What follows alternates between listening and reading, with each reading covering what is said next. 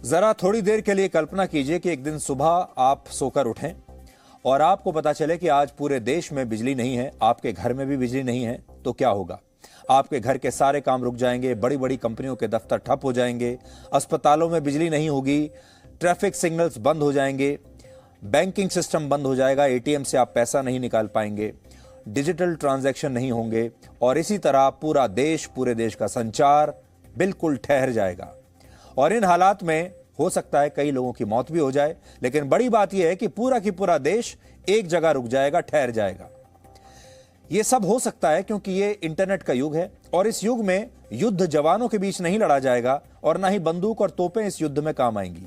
यह युद्ध इंटरनेट पर लड़ा जाएगा और देश का हर नागरिक दुश्मन के निशाने पर हो सकता है। भविष्य का जो युद्ध होगा वो ऐसा ही होगा। चीन ने उत्तर भारत के कम से कम 7 पावर ग्रिड्स ऐसे हैं और जिनको उसने हैक करने की कोशिश की है और पावर सप्लाई सेंटर्स को हैक करने की उसने कोशिश की। और अगर वो कामयाब हो जाता तो पूरा उत्तर भारत अंधेरे में डूब जाता। लेकिन हमारा सिक्योरिटी सिस्टम इतना मजबूत था कि चाइनीज हैकर्स कामयाब नहीं हो पाए।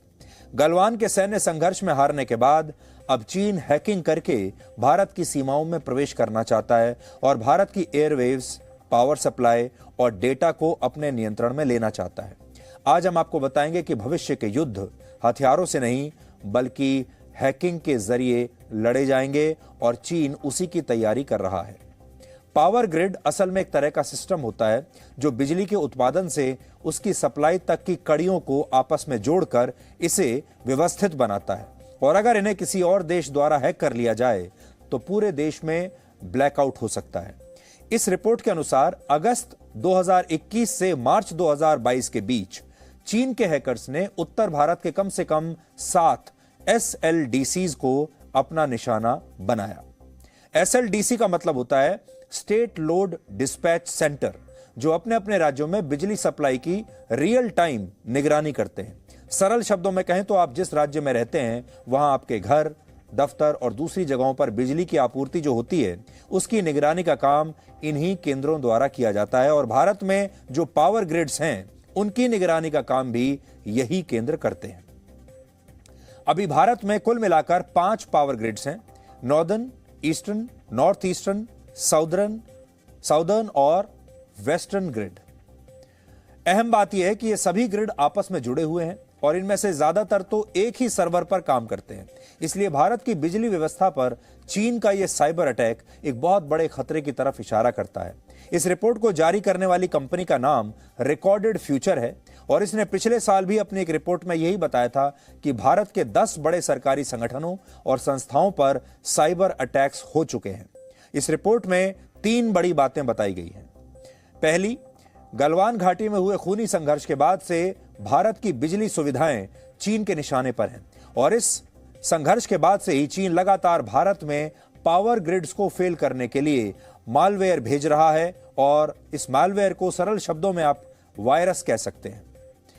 दूसरी बात यह कि इस साइबर अटैक के पीछे चीन की सेना के लिए काम करने वाले हैकर्स का एक ग्रुप था जिसे थ्रेट एक्टिविटी ग्रुप 38 या टैग 38 कहा जाता है। इस ग्रुप ने भारत पर आखिरी साइबर अटैक 15 मार्च को किया था। और इस रिपोर्ट में तीसरी बड़ी बात यह है कि चीन के हैकर्स भारत के पावर ग्रिड्स को न सिर्फ निशाना बना रहे हैं बल्कि इन केंद्रों से जुड़ा डेटा भी लगातार इकट्ठा करके दूसरे देशों में भेज रहे हैं। आमतौर पर कोई भी देश ऐसा तभी करता है जब वो भविष्य में किसी देश की बिजली पावर व्यवस्था को हैक करके वहां ब्लैकआउट की स्थिति पैदा करना चाहता है, जैसा वर्ष 2015 में रशिया ने यूक्रेन के साथ किया था। 23 दिसंबर 2015 को यूक्रेन में 3 घंटे तक बिजली पूरी तरह गायब रही और इससे 2 लाख से ज्यादा लोग प्रभावित हुए थे। रशिया ने यूक्रेन के पावर ग्रिड को फेल करने के लिए कई महीनों तक उसके पावर ग्रिड पर साइबर अटैक्स किए थे और उनका जरूरी डेटा अपने पास ले लिया था और अब चीन भी यही कर रहा है। हालांकि इस मामले में चीन के विदेश मंत्रालय ने इन सभी आरोपों से इनकार किया है और इनकार करेगा भी, ऐसी बातें मानता कौन है। और उसने कहा है कि वो किसी भी तरह के साइबर अटैक का विरोध करता है। जबकि भारत के केंद्रीय बिजली मंत्री RK सिंह का कहना है कि चीन के हैकर्स ने लद्दाख के पास 2 बार साइबर अटैक्स किए थे, लेकिन वो इन हमलों में कामयाब नहीं हो पाए।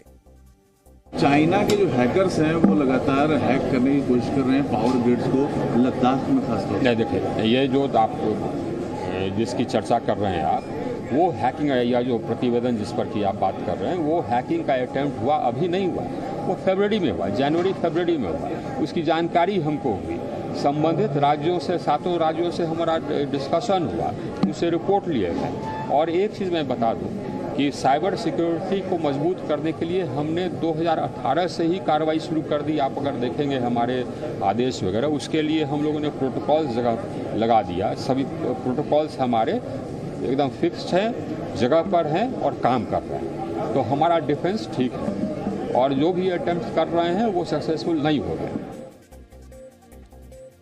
जिंदगी को आसान बनाने के लिए जितने भी आविष्कार किए गए हैं उनमें सबसे अहम बिजली को माना जाता है और यह आधुनिक दौर की लाइफलाइन है। और बिजली के बिना आज जीवन की कल्पना करना मुश्किल है। आज जब सिर्फ एक घर की बत्ती गुल हो जाती है तो घर का सारा काम ठप हो जाता है।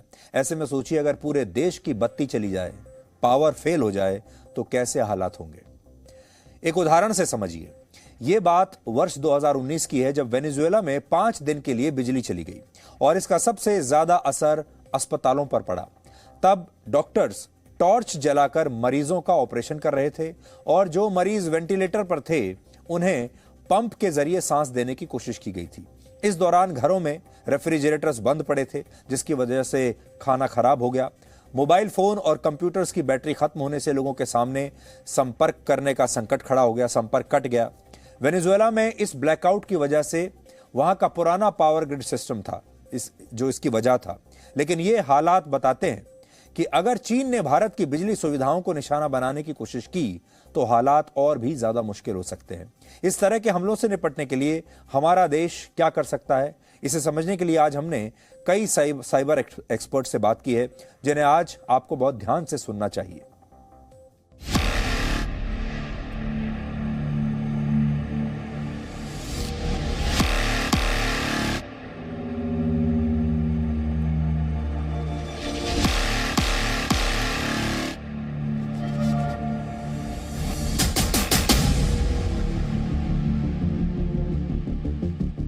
SLDC यानी स्टेट लोड डिस्पैच सेंटर, ये हर राज्य में बिजली व्यवस्था को संचालित करने और वहाँ की पावर ग्रिड को मॉनिटरिंग करने की एक सर्वोच्च संस्थान होती है।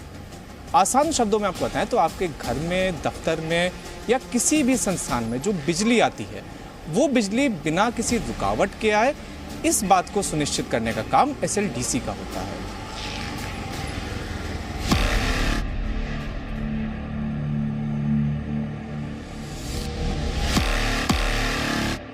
चाइना का SLDC को टारगेट करने का मतलब ये हुआ कि चाइना ये अटेम्प्ट कर रहा है टू फाइंड आउट कि अगर उसे कभी भारत की बिजली और पावर ग्रिड को डाउन करना है, ब्लैकआउट करना है एक तरह से, तो वो कैसे करेगा।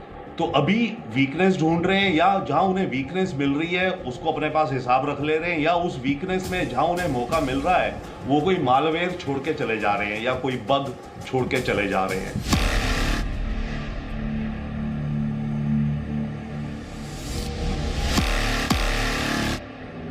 मैं ये कहना चाहता था कि हमारी जो क्रिटिकल इंफ्रास्ट्रक्चर एक डिफाइन किया जाता है उसको जिसमें ताकि उसमें कोई दिक्कतें ना आए, वो रेजिलिएंट रहे, ऐसे केसेस में इसके लिए एक मैकेनिज्म है, एक सिस्टम है।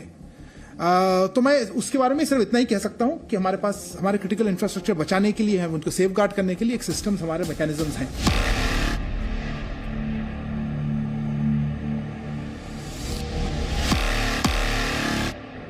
हमने पहले भी एक रिपोर्ट की थी जिसमें सिर्फ दिल्ली के अंदर हमने करीब 150 ऐसे कैमरे पकड़े थे जो ओपन थे, वल्नरेबल थे और कोई भी उनको आसानी से हैक कर सकता था। इन कैमरों में VIP सिक्योरिटी वाले कैमरेज भी शामिल थे। इस बार ये थोड़ा स्ट्रैटेजिक हुआ है। ये ऐसी जगह पर जो क्रिटिकल इंफ्रास्ट्रक्चर्स होते हैं, पावर ग्रिड्स वगैरह, जहाँ पर जो भी लोग आते जाते हैं या जो एक्टिविटीज़ हो रही हैं उनको मॉनिटर करने के लिए हुए हैं। जाहिर सी बात है, कोई स्टेट रिस्पॉन्सिबल बॉडी है। पिछले जो रिपोर्ट्स आई थी हमने उस पर शायद एक्शन नहीं लिया। अभी भी कई सारे कैमरेज वल्नरेबल हैं। भारत सरकार को इस पर एक बहुत स्ट्रॉन्ग मेरे ख्याल से कमेटी बैठानी चाहिए।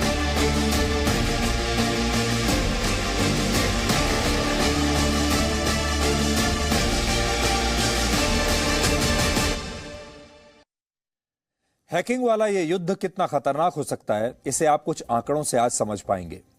भारत में वर्ष 2020 में 17,560 साइबर हमले हुए थे भारत पर, यानी हर दिन 71 वेबसाइट्स को हैक किया गया। भारत में हर 10 मिनट में एक साइबर अटैक होता है और 75% मामलों में ये हमले दूसरे देशों से होते हैं।